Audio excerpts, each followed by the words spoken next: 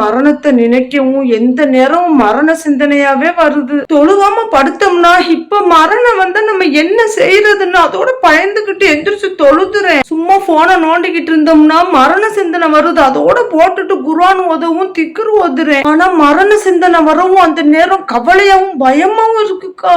மரணத்தையும் அமல்களையும் நேசிக்கணும், அப்பதான் பயம் இருக்காது.